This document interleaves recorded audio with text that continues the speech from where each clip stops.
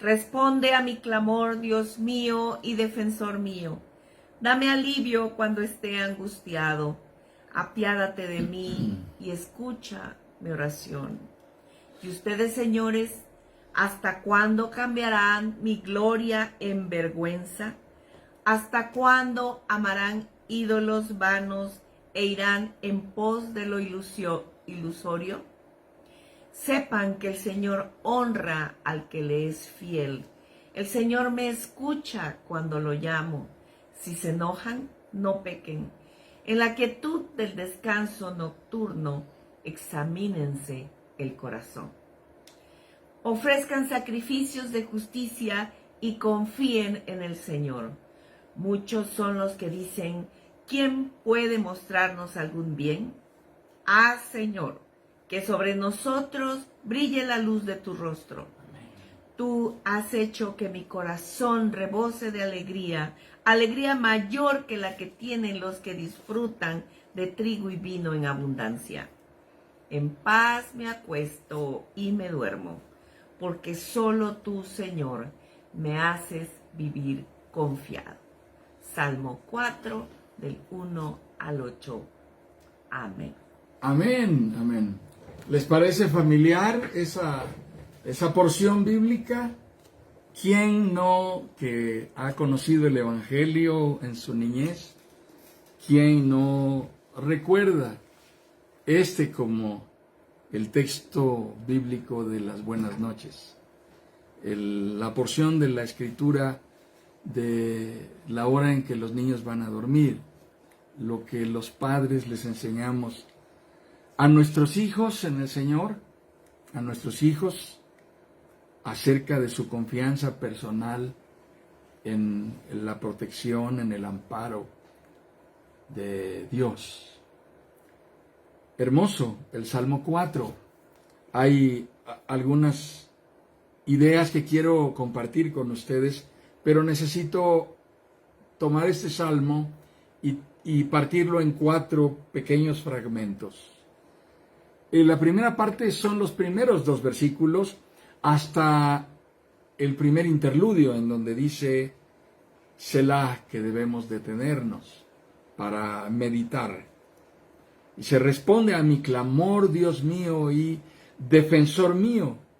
Dame alivio cuando esté angustiado. Apiádate de mí y escucha mi oración. Y ustedes, señores, ¿hasta cuándo cambiarán mi gloria en vergüenza? ¿Hasta cuándo amarán ídolos vanos e irán en pos de lo ilusorio? Lo que expone esta porción introductoria del Salmo 4 es que ante el acoso, ante la burla de los perversos y los escarnecedores que nos acechan, que nos cercan, nuestro clamor al Dios vivo, al Dios verdadero, y nuestro anhelo por la certidumbre que viene de Él, no deben ceder ni deben rendirse. Perseveramos en la esperanza de la fiel y misericordiosa providencia del Señor, sin importar cuán seria parezca la amenaza, sin importar cuán grave parezca ser el asedio. Nuestra confianza estará puesta en el Señor y nuestro clamor es: responde a mi clamor, Dios mío y defensor mío. Aquí hay un clamor entonces que no debe ceder, que no debemos abandonar, un clamor que debemos sostener y una confianza y certidumbre que está arraigada en la obra protectora de Dios sobre nuestras vidas. Leo ahora los versículos 3 y 4. Sepan que el Señor honra al que le es fiel. El Señor me escucha cuando lo llamo. Si se enojan, no pequen. En la quietud del descanso nocturno, examínense el corazón. Y de nuevo está allí la indicación de una pausa para reflexionar. La integridad y la fidelidad no son virtudes estériles. ¿Saben qué desgastante es que las personas busquen vivir en integridad, busquen vivir en fidelidad al Señor y lleguen por último a la conclusión de que no ha valido la pena? Eso es falso, no es una idea que tenga sustento en la palabra. De ninguna manera la integridad y la fidelidad son virtudes estériles. Vivir en el agrado de Dios retribuye su favor, retribuye su bendición sobre nuestras vidas.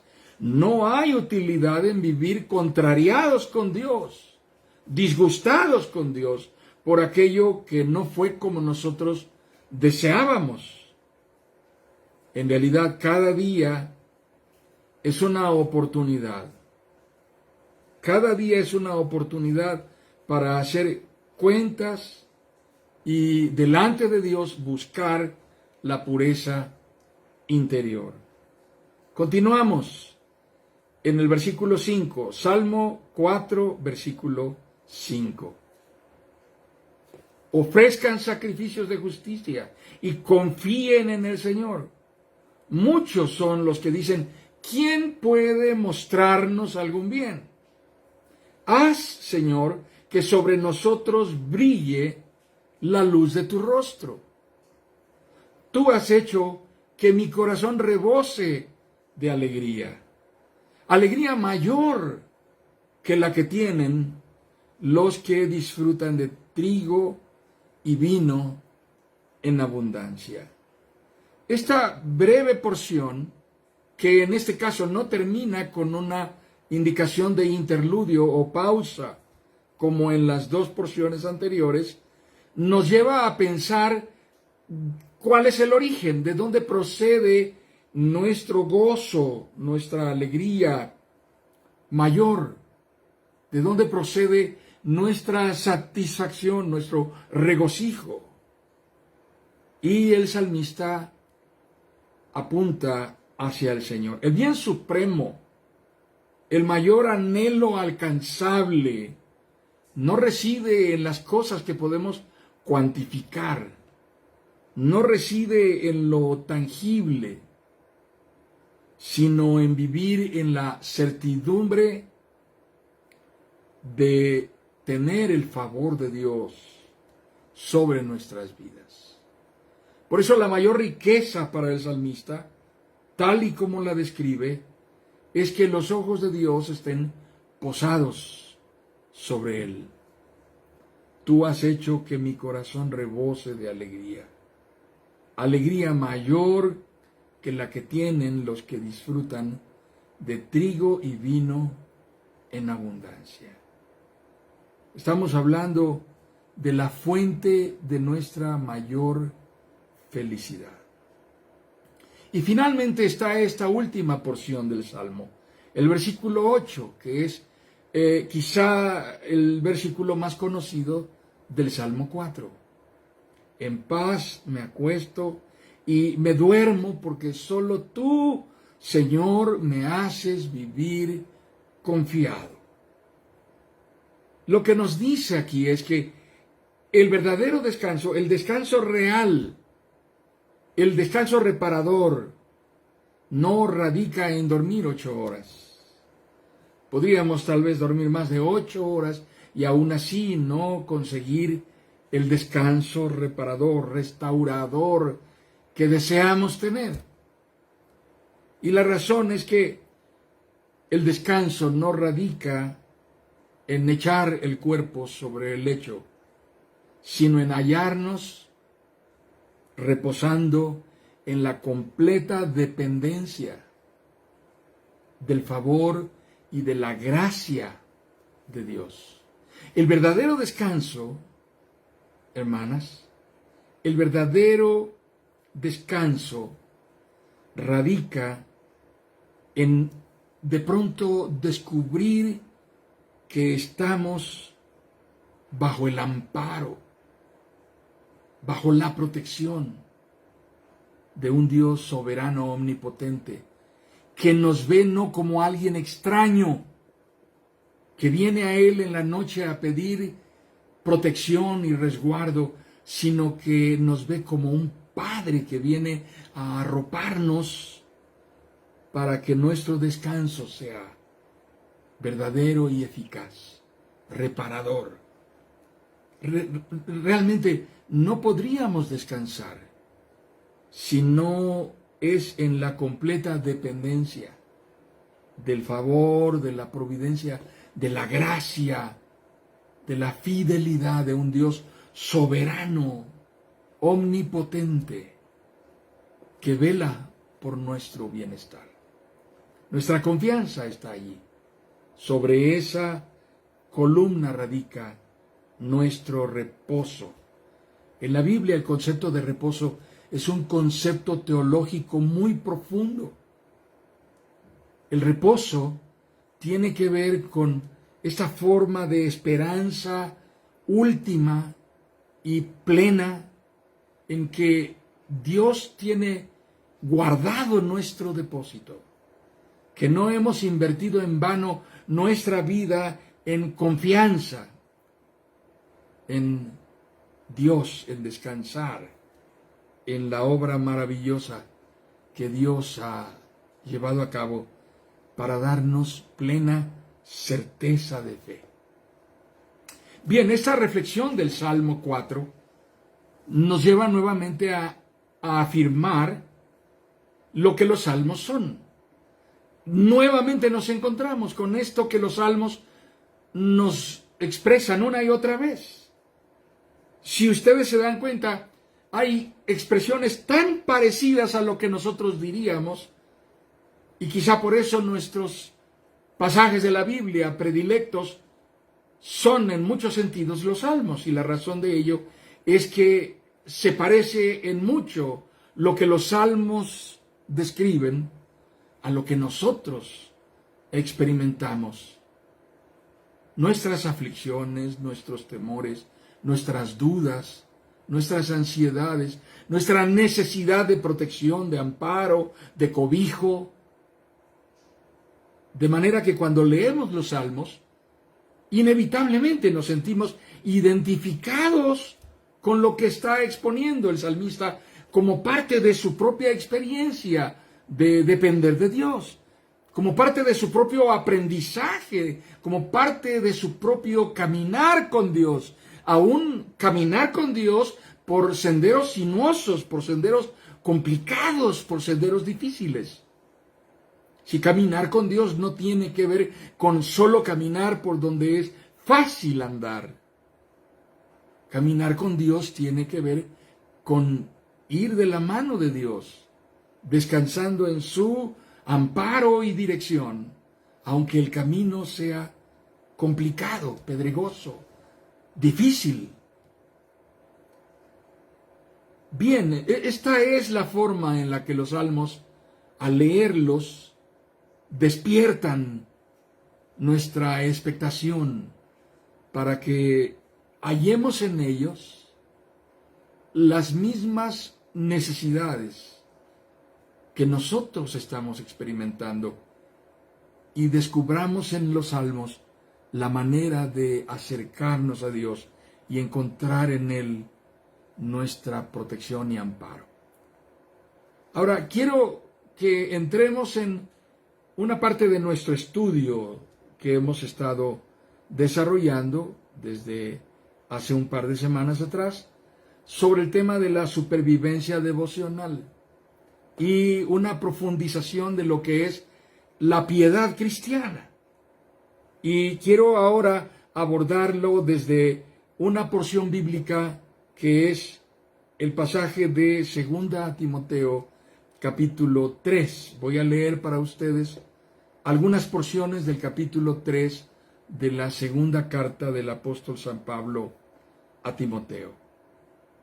Ahora bien, ten en cuenta que en los últimos días vendrán tiempos difíciles, La gente estará llena de egoísmo y avaricia. Serán jactanciosos, arrogantes, blasfemos, desobedientes a los padres, ingratos, impíos, insensibles, implacables, calumniadores, libertinos, despiadados, enemigos de todo lo bueno, traicioneros, impetuosos, vanidosos y más amigos del placer que de Dios. Aparentarán ser piadosos, pero su conducta desmentirá el poder de la piedad. Con esa gente ni te metas, pero no llegarán muy lejos, porque todo el mundo se dará cuenta de su insensatez, como pasó con aquellos dos. Asimismo serán perseguidos todos los que quieran llevar una vida piadosa en Cristo, mientras que esos malvados embaucadores irán de mal en peor, engañando y siendo engañados, pero tú permanece firme en lo que has aprendido y de lo cual estás convencido, pues sabes de quiénes lo aprendiste. Leí 2 Timoteo algunas porciones de los versículos 1 al 5, el versículo 9 y los versículos 12 al 14. Una realidad bíblica respecto de la condición del hombre caído, el hombre separado de Dios, es su naturaleza cambiante, voluble, en permanente proceso de deterioro.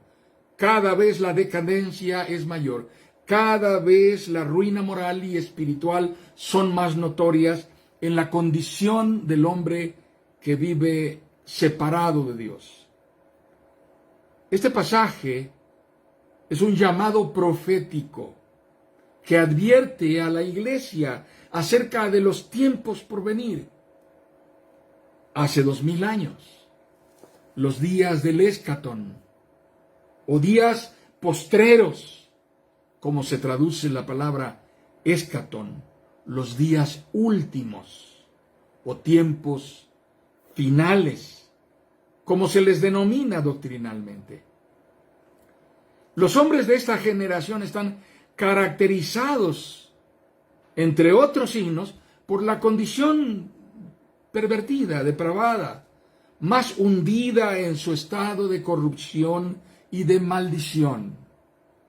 Esto es lo que el pasaje resalta en particular, el estado único en su género de egoísmo en el corazón del hombre como la característica medular, esencial. Esto quiere decir que el hombre de los últimos tiempos, el hombre de los tiempos postreros, es esencialmente un hombre impío. Y démonos cuenta lo que significa impío. Impío significa carente de genuina piedad. ¿Se dan cuenta de la importancia de la piedad como exactamente lo contrario y adverso de la impiedad? La piedad es la cercanía con Dios. La piedad es el contagio que experimentamos de la gracia, del carácter de Dios, en tanto que la impiedad es una revelación de la distancia que existe entre Dios y el hombre, que se hunde cada vez más en su propia corrupción. De manera que piensa solo en sí mismo, en lo que determina de manera autosuficiente que quiere hacer, que sucederá, y que vive enfocado de manera absolutamente autogratificante. Solamente vive enfocado en darse gusto a sí mismo, anhelante de que lo que habrá de suceder será exactamente conforme a sus propias metas y derroteros. lo que tome en sus manos va a ser marcado por su identidad ególatra. El perfil de la generación de los tiempos difíciles de los que habla el apóstol Pablo en 2 Timoteo capítulo 3 es por esa razón peculiar, porque el hombre se constituye en el Dios del hombre, viviendo para sí mismo. El perfil de la gente de los tiempos que las Escrituras definen como tiempos difíciles está caracterizado por la supremacía del yo. Es idólatra del egoísmo como declaración de fe. Vive fundamentado en esta arrogancia como estilo de vida y practica la avaricia como su religión y lo hace con celo, lo hace con devoción, lo hace con entrega y consagración. Cuando leemos estas palabras en las cartas del apóstol Pablo, que no solamente en la segunda epístola del apóstol San Pablo a Timoteo, sino en otras cartas más, y no solo a Timoteo, nuestro análisis se inclina hacia las personas. Pensamos en la gente, pero no se trata solamente de la gente. Realmente lo que la palabra nos revela es que el signo característico de la gente es esta forma de vida centrada en sí mismos. Pero si hacemos una aplicación solo enfocada en los individuos, dejamos de mirar el resto de lo que el apóstol Pablo expone.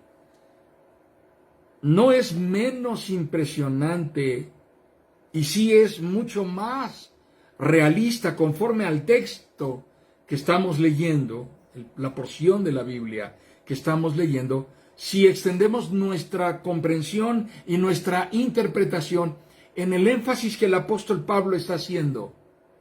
El pensamiento de Pablo no solamente está mirando a las personas. El apóstol Pablo no se refiere exclusiva o únicamente a individuos en realidad. Está haciendo un enfoque y una lectura de la generación. Está hablando de la gente de este tiempo. Con estas palabras, lo que el apóstol Pablo pone en evidencia es la condición espiritual de la humanidad contemporánea. Esa realidad habla de la gente de hoy, no solo de ciertas personas, no solo de algunas personas, no solo de algunas zonas de la ciudad o de algunos barrios o rumbos o colonias o algunos callejones oscuros. Es una situación convertida en el estándar de la civilización de nuestro tiempo. Es la cultura predominante. Así es como se vive. No importa si la gente va a la iglesia o no. No importa si la gente dice profesar alguna religión. No importa si la gente declara ser creyente o no. De alguna manera, ante lo que estamos es ante un estilo de vida, patrones de comportamiento dominantes que se han convertido en la normalidad, en el estándar. Es muy significativo que la palabra haga una precisión tan clara respecto de una peculiaridad característica de esta generación. Dice literalmente, aparentarán ser piadosos. Aparentarán ser piadosos. Pero su conducta desmentirá el poder de la piedad. Aparentarán ser religiosos, aparentarán ser fieles, devotos, aparentarán ser practicantes de alguna forma de religiosidad o espiritualidad o devoción, pero su conducta, su manera de vivir, desmentirá que realmente lo sean. Observemos el interés por evidenciar uno de los signos más vergonzosos que acompañan, amadas hermanas, sorprendámonos, que acompañan a la religiosidad de nuestro tiempo. No, es esto de lo que estamos hablando aquí. Esto a lo que se refiere el apóstol Pablo no es lo que sucede en los antros, no es lo que sucede en los tugurios, no es lo que sucede en los malos lugares, en los giros negros, ni en las casas de vicio, ni en los hogares en donde la gente vive mal, no en las colonias perdidas o en los barrios donde el crimen parece prevalecer. No, esto es el signo del estilo de vida de la gente y lo que el apóstol Pablo está señalando enfáticamente es que estos son los signos que acompañan a la religiosidad de hoy. Esto ha permeado en el estilo en que la gente practica la religión. Me refiero a la suplantación hipócrita del verdadero carácter de un convertido a Jesucristo. ¿Es posible? ¿Es posible hacer eso? ¿Es posible que una persona se haga pasar por un verdadero cristiano y no esté en realidad viviendo lo que cree o lo que dice creer? A simple vista podríamos afirmar que hay un gran avivamiento de la fe cristiana, porque parece haberse puesto de moda y todo el mundo parece ser creyente en nuestro tiempo. Sin embargo, esta afirmación podría estar construida sobre bases muy inconsistentes, frágiles. Ya hemos hablado antes de lo que significa la piedad. Y en el griego, piedad tiene que ver con una forma de actitud interior de la persona. En el latín viene de el vocablo pietas. La piedad es, según el diccionario de la Real Academia de la Lengua Española, la virtud que inspira por el amor a Dios una devoción espontánea y tierna hacia lo que es santo. Y por el amor al prójimo, una actitud de compasión. Pero esa definición que está aquí, que ha sido copiada textualmente, solamente la cito con el propósito de orientar nuestra cosmovisión y nuestra propia definición del carácter de la cultura predominante, particularmente por lo que el apóstol Pablo señala textualmente y lo que hemos leído hoy. El apóstol Pablo ha dicho, aparentarán ser piadosos, pero su conducta desmentirá el poder de la piedad. Es posible que estemos viviendo ante una generación que se ha especializado por aparentar ser y no ser en realidad. Así que no hay nada más confrontador y no hay nada más atingente para nuestros tiempos, hermanas. No hay nada más pertinente para nuestro tiempo como no sea la palabra de Dios que nos hace mirarnos frente a un espejo. Por eso nosotros no podemos tener como modelo a alguien más que esté a nuestro alrededor.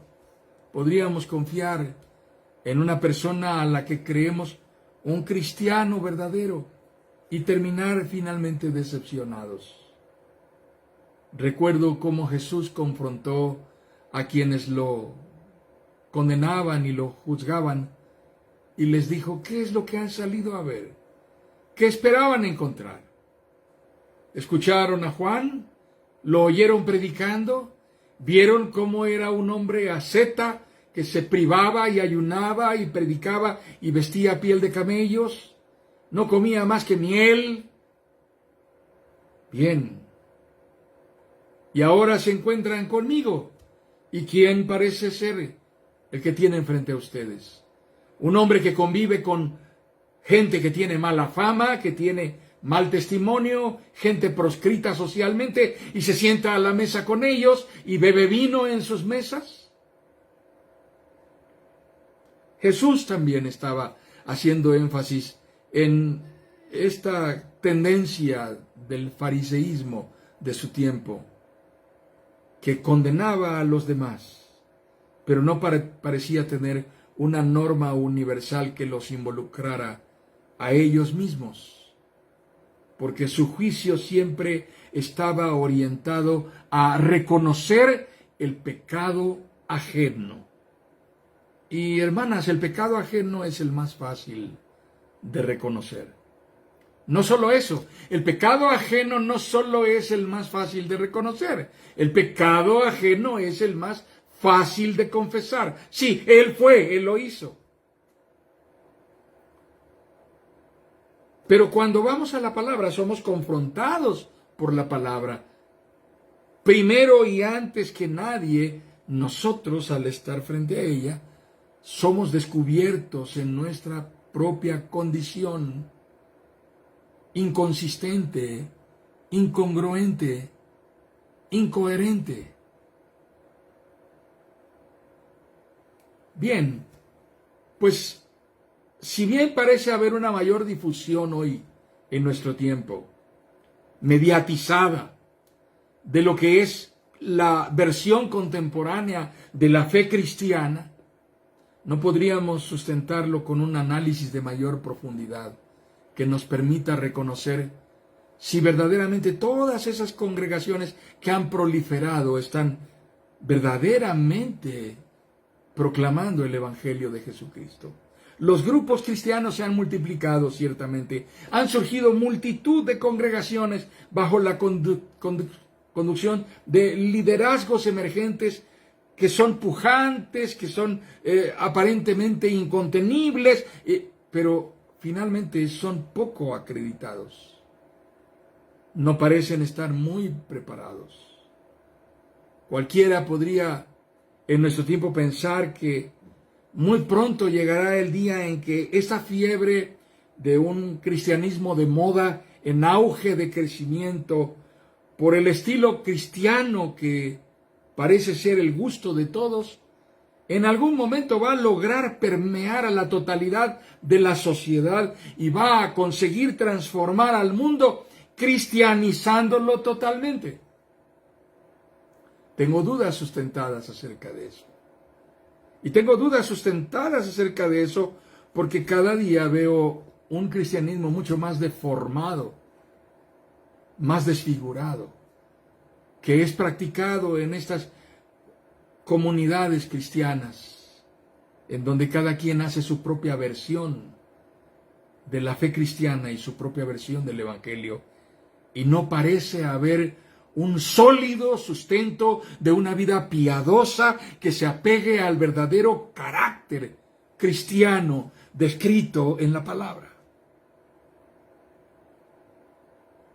Ya sucedió eso. De hecho, la cristianización de la civilización ya sucedió. Recordemos que un emperador se convirtió. Y recordemos que ese emperador impuso la religión cristiana como la religión oficial y fueron perseguidos los que no eran cristianos. Así que incluso sucedió de manera que el cristianismo llegó a constituir la religión imperial, hegemónica, dominante. Pasó de ser la fe de los perseguidos a ser la fe de los perseguidores.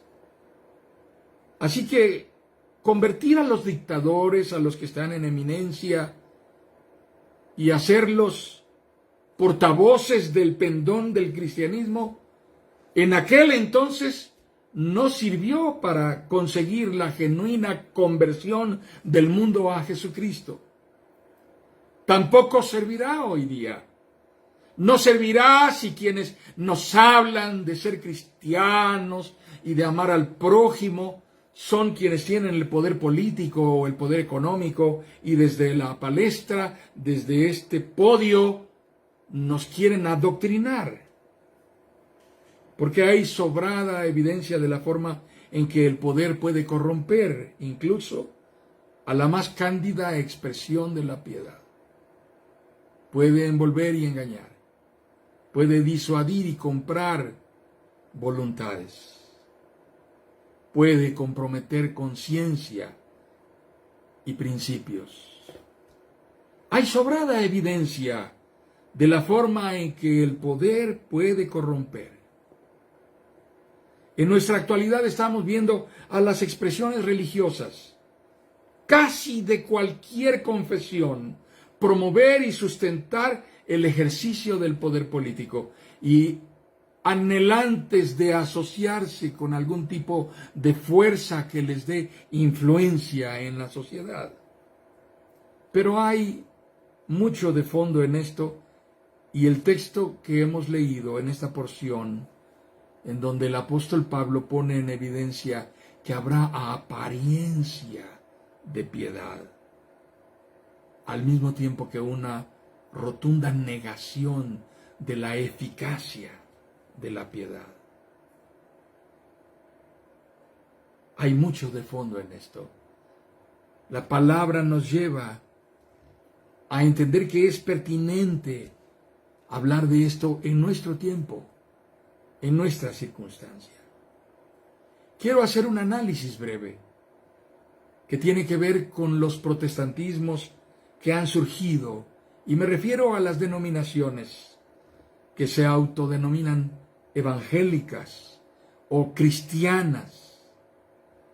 Los protestantismos emergentes, como se les llama en los estudios sociales, expresados en una multiplicidad de grupos diversos, reuniéndose con un énfasis eufórico algunos, de celebración, otros con otro carácter, logran una creciente convocatoria y, al final de cuentas, un pobre impacto en la sociedad contemporánea.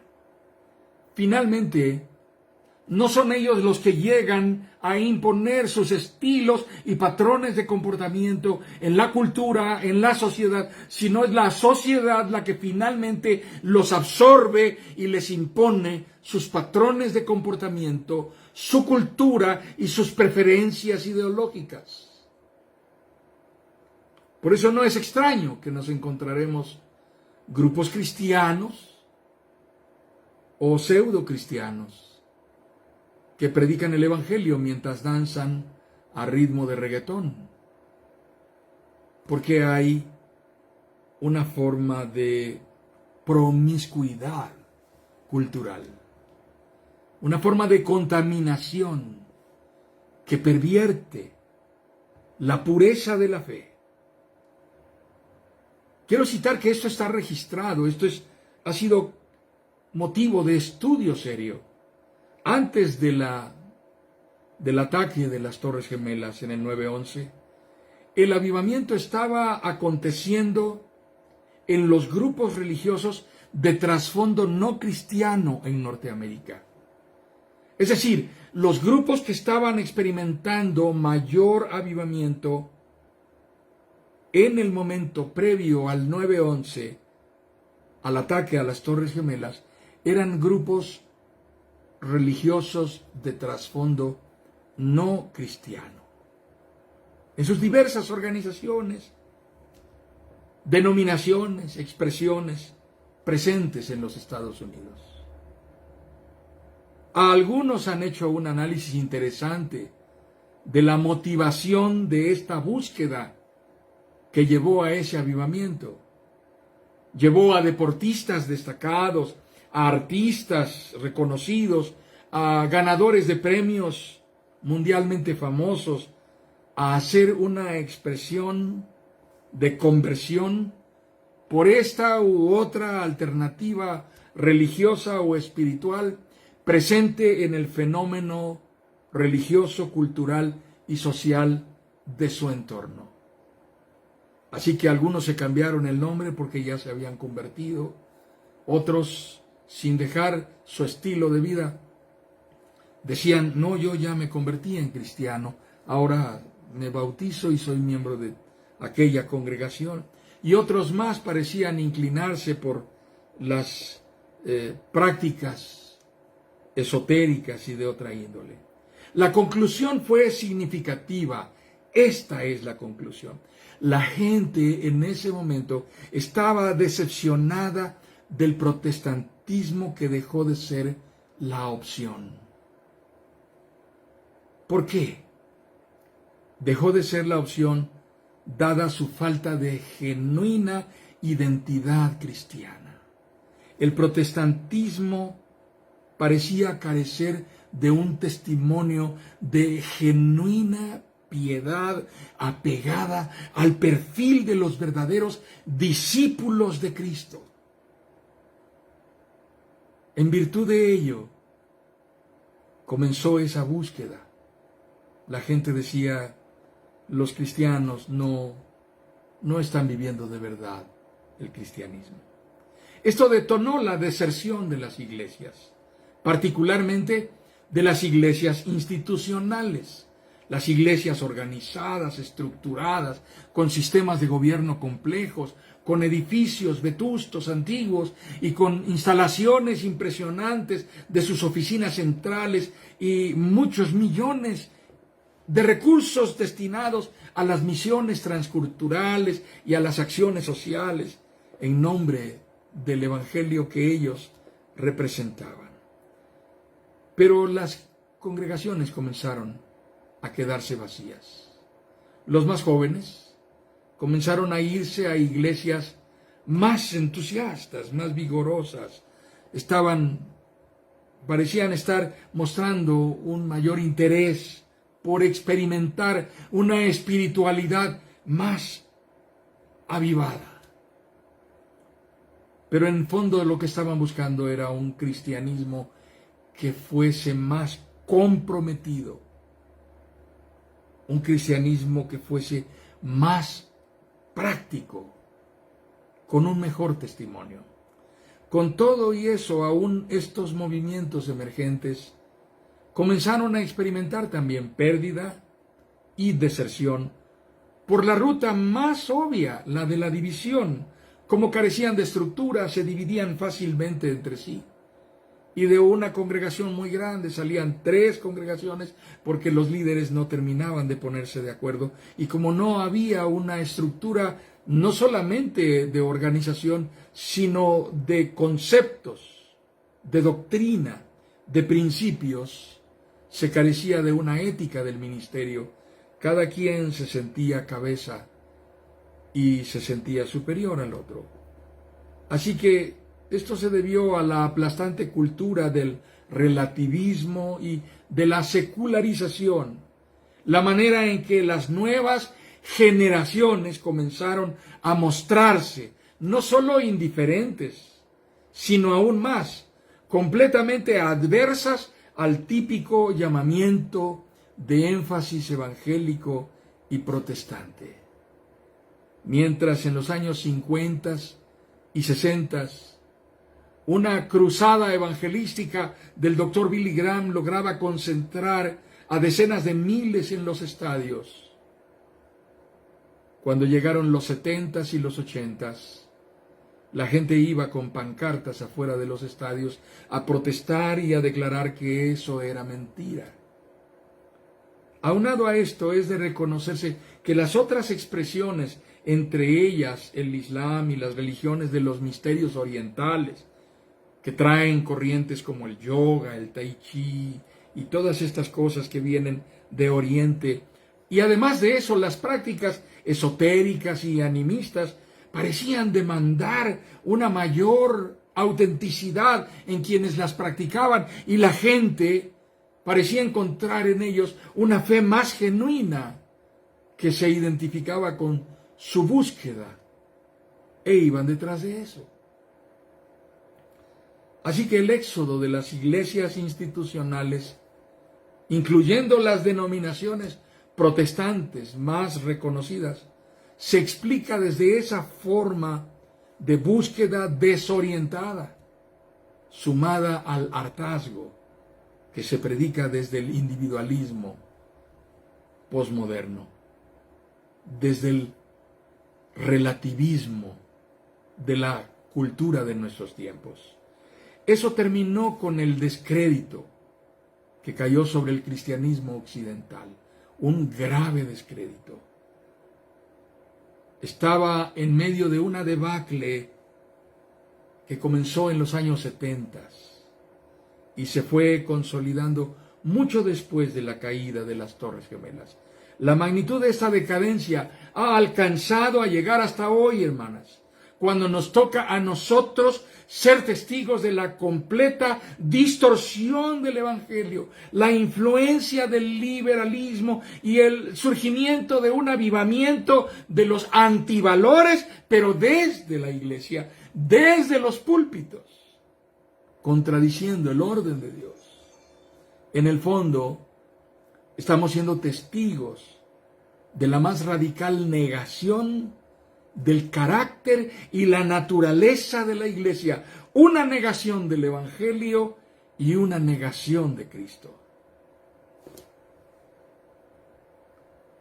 Todo signo de verdadera devoción y toda forma de genuina piedad y auténtica espiritualidad es negada rotundamente por estos protagonismos del liderazgo autocrático, dictatorial, hegemónico, que hoy se constituye en la nueva versión del papado de la Edad Media.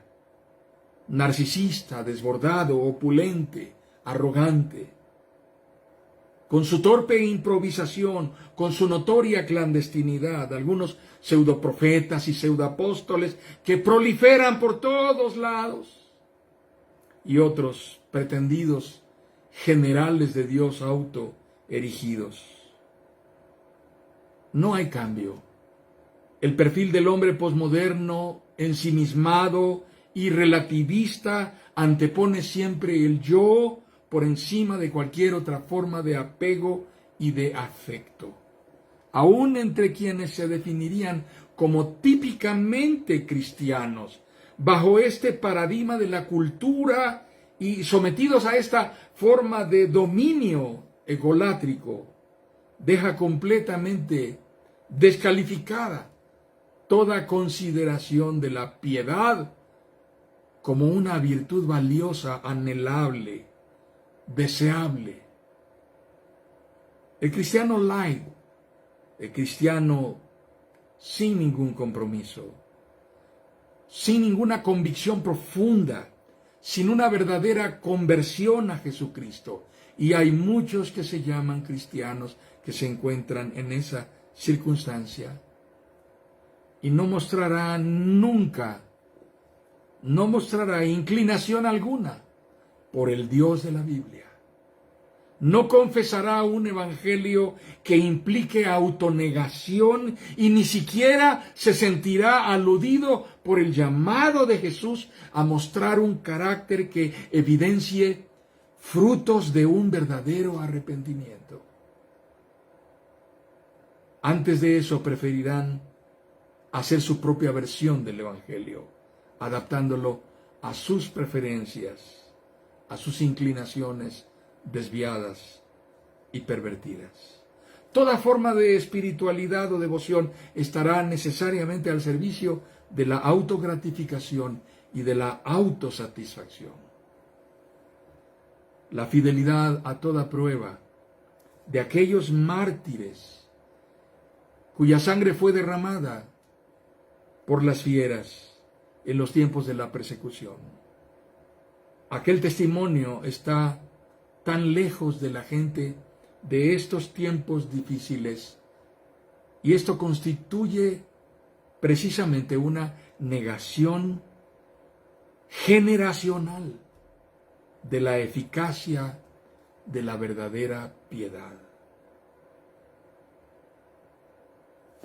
Somos llamados a practicar la verdadera piedad como nuestra forma de rendición plena a Jesucristo, no solamente en el culto dominical o en nuestras reuniones grupales de estudio de la Biblia, sino en la intimidad de nuestra vida privada, en donde nuestro encuentro con Dios puede constituirse el factor rector de nuestro estilo de vida, en donde Dios nos confronta personalmente, uno a uno, y nos lleva al quebrantamiento por el poder de su palabra y la obra del Espíritu Santo. Somos llamados a levantar el testimonio de una verdadera y genuina piedad cristiana que refleje la devoción de corazones hambrientos de la presencia de Dios para vivir en un mundo que está determinado a extinguir a la fe.